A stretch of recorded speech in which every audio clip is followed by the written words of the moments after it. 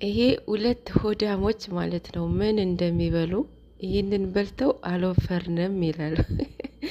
ባይዘው ማለት ነው ምግብ በደንብ ነው የሚያወፍረው። በጣም ያወፍራል ምግብ ማለት ነው። በተለይ ፋት ፋት የሆኑ ምግብ የምትበሉ ነገር ከሆነ የምሬ ነው በጣም ነው የምትወፍሩት ማለት ነው። ሀይሚዬ የኔ ቅመም ውፍረት እንዳትመኝ፣ በዚህ ያለሽ አቋም ይበቃሻል። የወፈሩት በምን ልቀንስ ብለው ጭንቀት ውስጥ ናቸውና አንቺ በዛ ላይ ወፍረሽ በዛ ላይ እንትን ቁመት የለሽ እንደገና ወፍረሽ። የእውነት ሀይሚዬ የኔ ቅመም በዚህ ቅጥነትሽ በዚሁ ቀጥይ። የምር ውፍረት በጣም ያስጠላል በጣም ማለት ነው። እና በዛ ላይ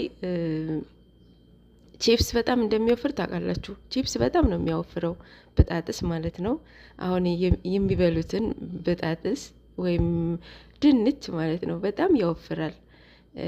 እና እንደዚህ ፋት በአጠቃላይ ፋት የሆኑ ምግብ ያወፍራል። የምሬ ነው ያወፍራል። ምግብ ደግሞ የማያወፍረው ምግብ የለም። ከሰላምን ጋር ማለት ነው። የአንዳንድ ሰላም ጭንቀት ያከሳል፣ የአንዳንዱ ጭንቀት ደግሞ ያወፍራል።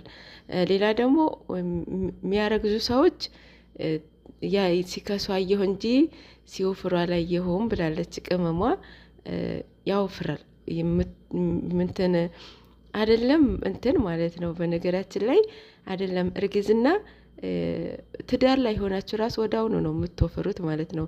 ስላየው ነው በጣም ቀጭን፣ በጣም ከሀይሚ የባሱ ማለት ነው። በጣም ቀጭን ሴቶች አግብተው እንትን ትዳር ላይ ሆነው እንዴት እንደወፈሩ የእውነት አይቻለሁ።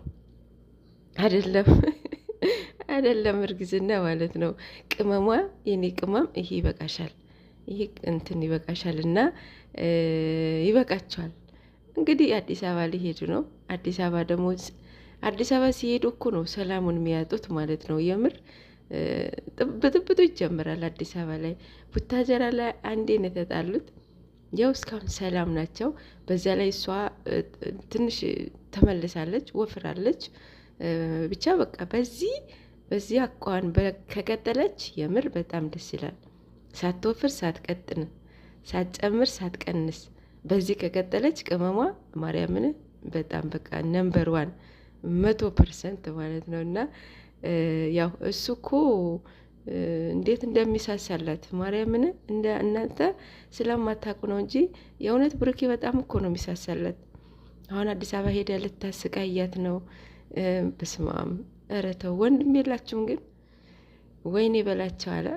እና የተባረከ ምግብ ይሆንላችሁ ሁለት ሆዳሞች ማለት ነው።